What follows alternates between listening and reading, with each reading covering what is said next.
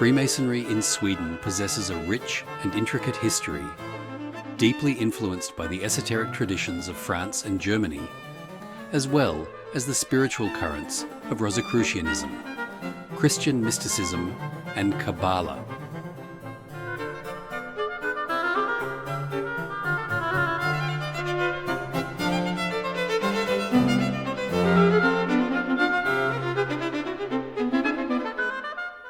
Unlike many other Masonic systems, the Swedish Rite has evolved into a highly structured and distinctly Christian tradition, shaped by noble patronage and royal oversight.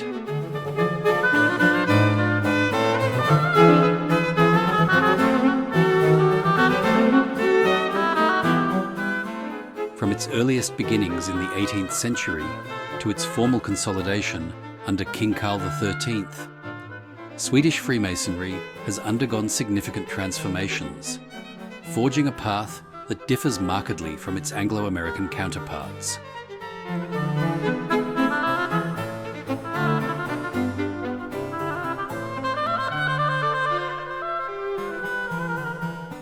This account explores the origins, evolution, and structure of the Swedish Rite, shedding light on the historical forces that have defined its unique character.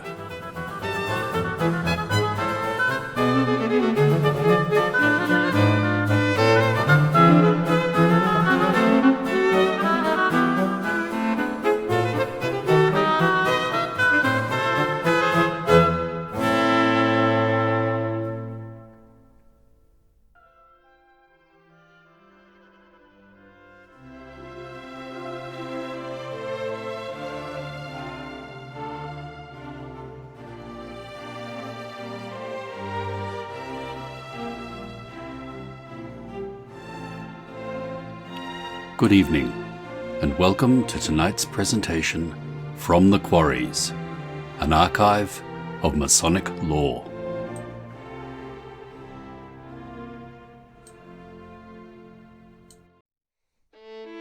Freemasonry in Sweden, and the Swedish Rite as a whole, possesses a complex and multifaceted history, with influences from France, Germany, Rosicrucianism, Christian mysticism, and Kabbalah.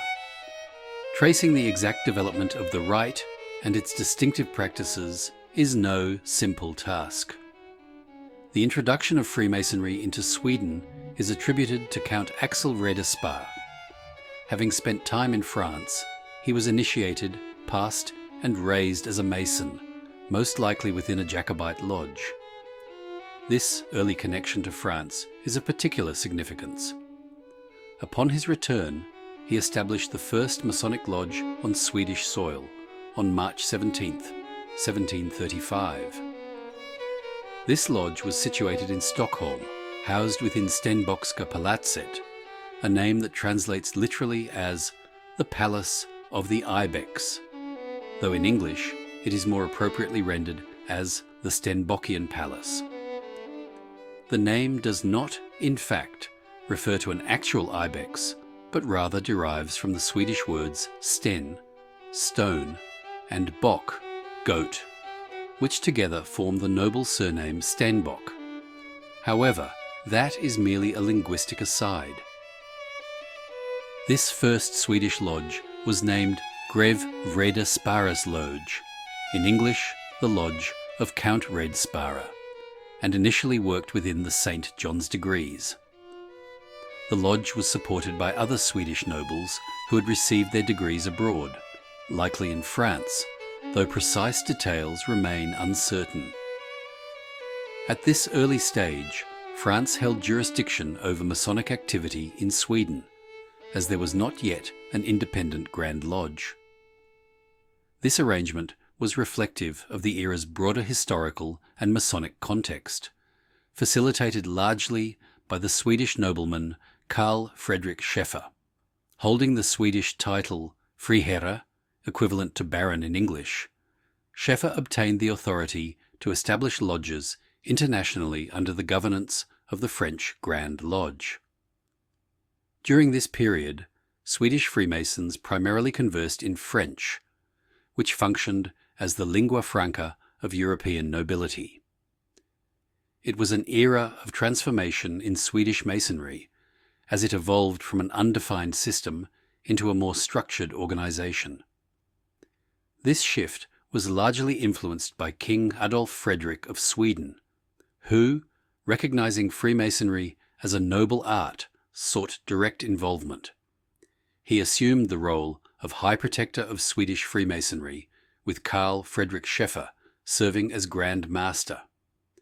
However, it is important to note that this was prior to the formal establishment of the Swedish Rite.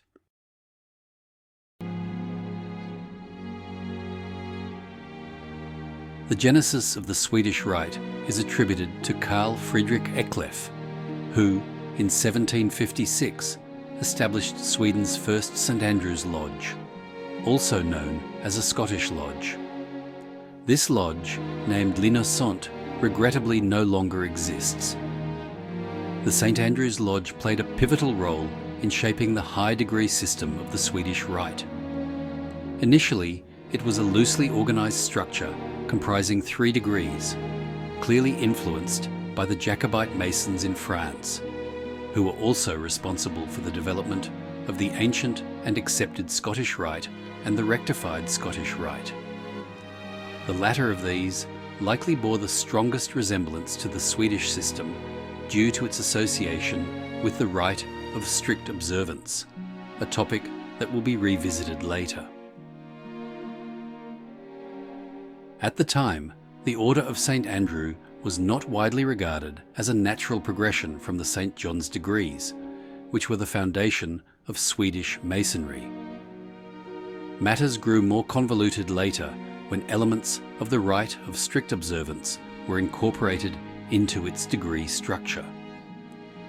This move further fragmented Swedish Masonry, as there were now 2 distinct high-degree systems, neither of which maintained clear ties to the St. John's lodges. Unlike in Anglo-American Freemasonry, where independent high-degree systems are commonplace, 18th century Swedish Masons found this lack of cohesion unsatisfactory. Despite these challenges, Carl Friedrich Eckleff remains widely regarded as the father of the Swedish Rite, a legacy commemorated by Sweden's premier research lodge, which bears his name. Meanwhile, the tradition of royal patronage persisted. A critical turning point came when the 3 Swedish princes, Karl, Fredrik Adolf, and Gustav, were initiated into Freemasonry. 2 of these princes would later ascend to the throne as King Gustav III and King Karl XIII. The latter devoted much of his life to the reformation of Swedish Freemasonry, unifying its disparate systems into a single, cohesive order. He succeeded Karl Fredrik Schäffer as Grand Master of Sweden and began the process of merging the various Masonic bodies into a unified structure, recognizing that the disadvantages of fragmentation outweighed any perceived benefits. This marked the beginning of a new era in Swedish Freemasonry.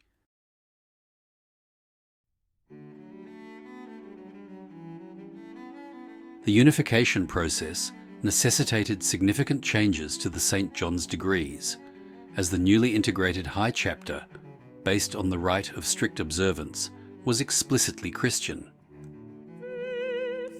The prince sought to ensure that all initiates of the first degree would have the opportunity to progress through the entire degree system.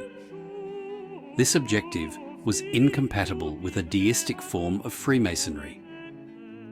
Consequently, the early degrees of Swedish Masonry were Christianized to align with the later degrees of the Rite. This adaptation was not controversial at the time, as Sweden was a Lutheran state, where membership in the Church of Sweden was compulsory until the 18th century, year 2000. Today, while affiliation with the Church of Sweden is no longer mandatory, Swedish Rite Freemasonry remains open only to Trinitarian Christians. A particularly unusual episode occurred when Duke Karl, the future King Karl XIII, became Grand Master of the Rite of strict observance. For a brief period, he simultaneously led 2 separate Masonic systems. However, by this time, the Rite of Strict Observance was in decline, and given Karl's ongoing Masonic reforms, he ultimately incorporated its remnants into the evolving Swedish system. This resulted in a highly structured 11-degree system, distinct in its ability to guide initiates along a continuous path toward enlightenment without requiring membership in an external high-degree body. The influence of the Rite of Strict Observance remains evident, even from the first degree, though naturally its specific elements remain esoteric. The Rite originally divided Europe into Masonic provinces, with Scandinavia and Finland forming a single district. To this day, Swedish Rite Masons often refer to themselves as members of the 9th province, a vestige of this historical structure. One of the Swedish Rite's greatest strengths lies in its narrative continuity across all degrees, wherein symbols and teachings encountered in the early degrees only reveal their deeper meanings as the Mason progresses. By 1800, Duke Karl had completed the reformation of Swedish Freemasonry, revising every ritual text with the assistance of his associates and even his wife. The Swedish Rite, virtually unchanged since its finalization, remains in use today. Due to historical unions between Sweden and Norway, the Rite is practiced in Norway, Denmark, Iceland, and Finland. In Germany, a distinct Eckleff variant persists under the Grand Landlodge of the Freemasons of Germany, Große Landesloge der Freimaurer von Deutschland, though it differs significantly from the modern Swedish Rite.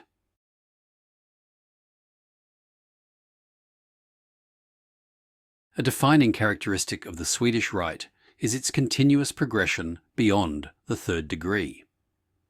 Unlike in most Masonic traditions, being raised is not the ultimate goal.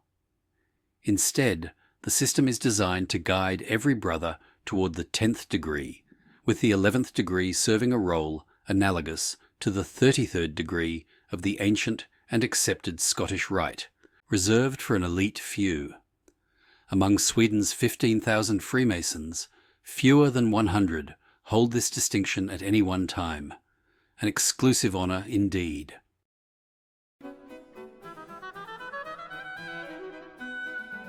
Entered apprentice, Lærling, Lodge of St. John, similar to the Blue Lodge.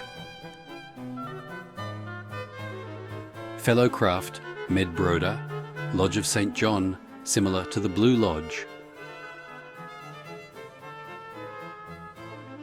Master Mason, Mastara, Lodge of St. John, similar to the Blue Lodge. Very Worshipful Apprentice and Fellow of St. Andrew, Lærlinger Medbroder, 4th and 5th double degree, Lodge of St. Andrew, similar to the Scottish Rite. Illustrious Scottish Master of St. Andrew, Mestere Sex, Lodge of St. Andrew, similar to the Scottish Rite. Very Illustrious Brother, Knight of the East, Riddare of Öster, 7th, Chapter, part of the Old Strict Observance. Most Illustrious Brother, Knight of the West, Riddare of Vesta, Vacates, Chapter, part of the Old Strict Observance. Enlightened Brother of St. John's Lodge, Fortrogenbroder of Johanneslogen, 9, Chapter, part of the Old Strict Observance.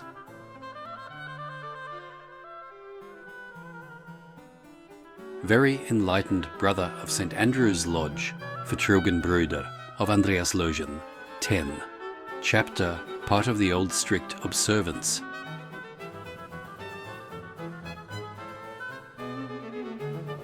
Most Enlightened Brother, Knight and Commander of the Red Cross, RNK, Riddare och Kommendör med Röda Korset, Grand Lodge of Sweden, reserved for Grand Lodge officers and provincial masters.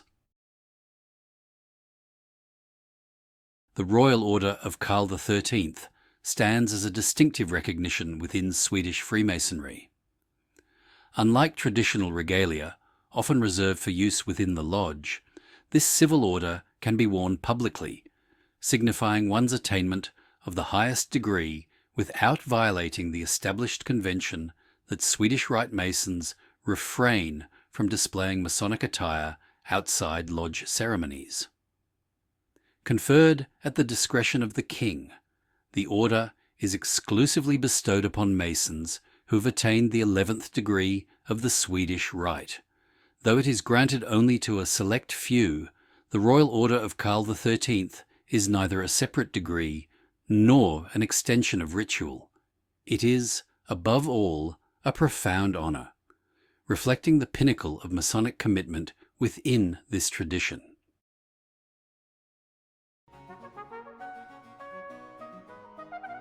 The Swedish Rite stands as a unique and highly structured expression of Freemasonry, distinguished by its Christian foundation, royal patronage, and carefully integrated degree system.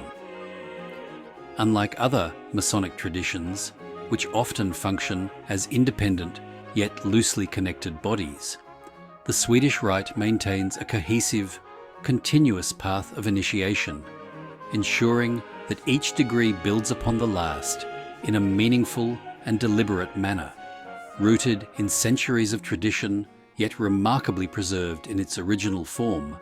The Rite continues to shape the Masonic experience in Sweden, Scandinavia, and beyond.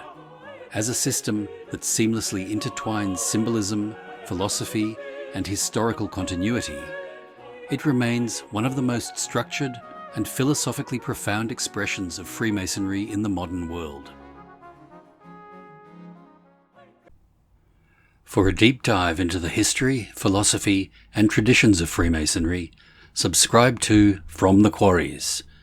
You will find hundreds of lectures, presentations, shorts, and other Masonic works written by Freemasons for Freemasons. Visit FromTheQuarries.com or YouTube at From the Quarries.